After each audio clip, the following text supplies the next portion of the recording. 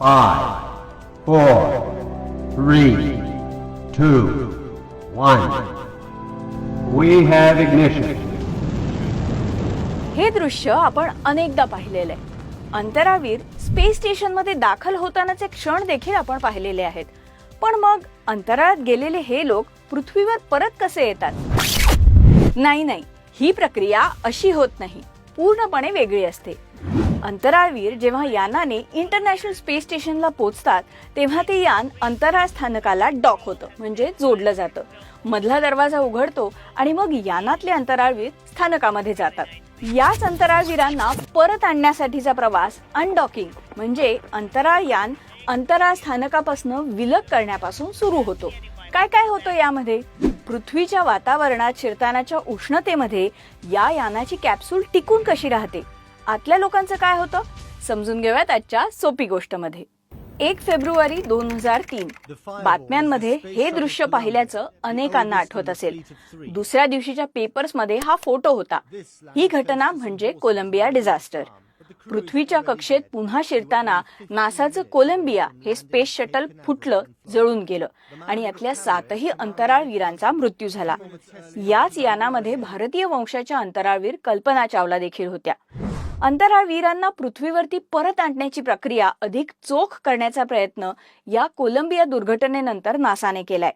अंतराळात गेलेला पहिला माणूस, चंद्रावरती पहिलं पाऊल ठेवणारा माणूस, अंतराळ स्थानकात सर्वाधिक काळ घालवणारी व्यक्ती, या सगळ्यांबद्दल चर्चा झाली.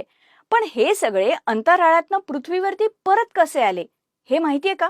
इंटरनॅशनल स्पेस स्टेशन मधनं निघून पृथ्वीवरती परत येण्याच्या स्पेसएक्स क्रू 9च्या प्रवासाचं पूर्ण लाईव्ह कव्हरेज नासा तर्फे केलं जाणार आहे. यासाठी सगळ्यात आधी पृथ्वीवर परतणारे अंतराळवीर म्हणजे नासाचे निक हाग, सुनीता विल्यम्स आणि बुच विल्मोर आणि रशियन कॉस्मोनॉट अलेक्झांडर गोर्बुनोव्ह हे स्पेसएक्स ड्रॅगन क्रू स्पेसक्राफ्ट मध्ये जातील आणि अंतराळ स्थानक आणि या यानामधला दरवाजा म्हणजे हॅच बंद होईल. त्यानंतर अनडॉकिंगची ही प्रक्रिया सुरू होईल आणि हे यान इंटरनॅशनल स्पेस स्टेशन पासून विलग होईल. पृथ्वीच्या वातावरणात शिरल्यानंतर फ्लोरिडा जवळच्या समुद्रामध्ये ठराविक ठिकाणी हे यान कोसळेल म्हणजे स्प्लॅश डाऊन होईल आणि त्यानंतर आधीपासूनच सज्ज असलेल्या रिकव्हरी टीम्स या कॅप्सूलमधनं अंतराळवीरांना बाहेर काढतील. अर्थात या सगळ्या गोष्टी तांत्रिक बाबींवरती आणि हवामानावरती अवलंबून असतील. ही अंतराळ यानं पृथ्वीवरती परततात कशी? नील आर्मस्ट्रॉंग आणि एडविन उर्फ बज ऑल्ड्रिन हे अपोलो 11 मोहिमेद्वारे चंद्रावरती उतरणारे पहिले अंतराळवीर होते. 24 जुलै 1969ला ते पृथ्वीवरती परतले. अपोलो 11 यान पृथ्वीच्या वातावरणात शिरलं तेव्हा या यानाचा वेग होता ताशी 24,000 मैल म्हणजे सुमारे 38,624 किलोमीटर. वातावरणात शिरल्यानंतरच्या काही मिनिटांमध्ये अपोलो 11 कॅप्सूल भोवतीचं तापमान 1650 अंश सेल्सिअस पर्यंत पोहोचलं होतं. म्हणजे एखाद्या धगधगत्या ज्वालामुखीच्या लाव्हापेक्षा देखील तापलेलं होतं. यानंतर ही कॅप्सूल पॅसिफिक महासागरात कोसळली आणि तरंगायला लागली आणि जवळच असलेल्या USS हॉर्नेट या जहाजाने नील आर्मस्ट्रॉंग यांच्यासह 3ही अंतराळवीरांची सुटका केली. अंतराळयान पृथ्वीच्या वातावरणात पुन्हा शिरण्याच्या या प्रक्रियेला म्हणतात ॲटमॉस्फेरिक रिएंट्री. विशिष्ट तंत्रज्ञान वापरून तयार करण्यात आलेल्या हीट शील्ड्स म्हणजे प्रचंड उष्णतेपासून संरक्षण देणारं कवच, पॅराशूट सिस्टीम आणि नेमके अंदाज बांधून मार्गदर्शन करणारी टेक्नॉलॉजी या सगळ्यांची या प्रक्रियेत महत्वाची भूमिका असल्याचं नासाने म्हटलंय. पृथ्वीच्या वातावरणात शिरणारं अंतराळयान हे एखाद्या आगीच्या गोळ्यासारखं दिसतं, कारण वातावरणातल्या घटकांसोबतच्या घर्षणामुळे तीव्र उष्णता निर्माण होते.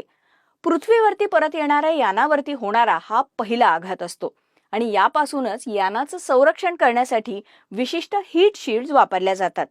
पृथ्वीवरती परतताना अंतराळ यानाला किती उष्णता सहन करावी लागेल याचा अभ्यास करण्यासाठी कृत्रिमरित्या अशी परिस्थिती निर्माण करून या शील्डची चाचणी घेतली जाते. त्याच्या निष्कर्षांनुसार यामध्ये बदल केले जातात आणि याच शील्ड्स कॅप्सूलमधल्या व्यक्तींना उष्णतेपासून संरक्षण देतात. इतर ग्रहांवरती स्वारी करणाऱ्या मोहिमांसाठी किंवा सूर्याच्या दिशेने जाणाऱ्या मोहिमांसाठी वापरता येतील अशा हीट शील्ड तयार करण्यासाठीचं संशोधन आता केलं जातंय. उष्णता हाताळल्यानंतरचं अंतराळयानासमोरचं पुढचं आव्हान असतं ते वेग आटोक्यात आणणं, कमी करणं आणि सुरक्षितपणे लँड होणं. पृथ्वीच्या वातावरणात शिरल्यानंतर एकीकडे गुरुत्वाकर्षण शक्ती यानाला ओढत असते, पण दुसरीकडे वातावरणाशी होणाऱ्या घर्षणामुळे उलट दिशेने येणाऱ्या वस्तूला होणाऱ्या विरोधामुळे म्हणजे एअर रेझिस्टन्समुळे वेग कमी होत असतो. जमिनीपासून वर आकाशामध्ये 50 ते 10 किलोमीटरच्या अंतरामध्ये यान असतं तेव्हा हा वेग बऱ्यापैकी कमी होतो. परिणामी अंतराळ यान ताशी 38,624 किलोमीटरच्या वेगावरनं काही मिनिटांमध्ये ताशी 800-900 किलोमीटरच्या वेगापर्यंत येऊ शकतं. पण इतका वेग देखील सुरक्षितपणे लँड होण्यासाठी योग्य नसतो. म्हणून मग यानाचा वेग अजून कमी करण्यासाठी यान लँड होण्याची जागा म्हणजे लँडिंग साईट जवळ आली की वेगवेगळ्या टप्प्यांमध्ये पॅराशूट्स उघडली जातात आणि वेग आणखी कमी होतो. ही पॅराशूट्स भडक रंगाची असतात, त्यामुळे यान दिसायला मदत होते. शेवटच्या टप्प्यामध्ये लहान रॉकेट्सचा वापर केला जातो.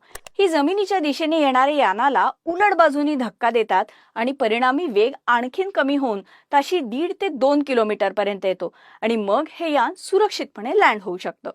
अंतराळ यान किंवा कॅप्सूल समुद्रामध्ये उतरवणं अधिक सुरक्षित पर्याय असल्याचं मानलं जातं. 61 साली अमेरिकेने पहिल्यांदा असा स्प्लॅश डाऊन केला होता. पण समुद्रामध्ये नेमक्या ठिकाणी कॅप्सूलचा स्प्लॅश डाऊन करण्यासाठी हवामान नीट असणं, समुद्रातले प्रवाह, यानाची परिस्थिती या सगळ्याची गणितं जुळवायला लागतात आणि हे एक अतिशय क्लिष्ट काम आहे आणि शेवटच्या क्षणी यामध्ये बदल होण्याची शक्यता असतेच. मग पृथ्वीच्या वातावरणात शिरताना अंतराळवीर सुरक्षित कसे राहतात? तर अंतराळयान किंवा कॅप्सूल वातावरणात पुन्हा शिरत असताना आतले अंतराळवीर सुरक्षित राहावेत यासाठी आणखीन काही गोष्टी करण्यात आलेल्या असतात. या कॅप्सूलची रचना, आकार अंतराळवीरांना सुरक्षित ठेवण्यासाठी महत्वाची भूमिका बजावतात. कॅप्सूलमध्ये हे अंतराळवीर विशिष्ट स्थितीत असणाऱ्या सीट्सवरती हार्नेस बांधून बसलेले असतात, त्यामुळे त्यांची पोझिशन बदलत नाहीत. या सीट्स जी फोर्स म्हणजे ग्रॅव्हिटेशनल फोर्स म्हणजे गुरुत्वाकर्षणाच्या ओढीखाली देखील टिकून राहतील अशा डिझाईन केलेले असतात. शिवाय अंतराळवीरांनी घातलेले स्पेस सूट्स देखील त्यांना बदलत्या वातावरणापासून संरक्षण देतात. परतीच्या प्रवासामध्ये देखील अंतराळातल्या या व्यक्तींकडे काही गोष्टींचं नियंत्रण असतं. क्रू 9च्या परतीच्या प्रवासाचं नेतृत्व करतील निक हाग. हे अंतराळवीर ग्राउंड कंट्रोलच्या सतत संपर्कात असतील. ही होती आजची सोपी गोष्ट. कशी वाटली आम्हाला जरूर सांगा आणि आवडली असेल तर शेअर करायला विसरू नका.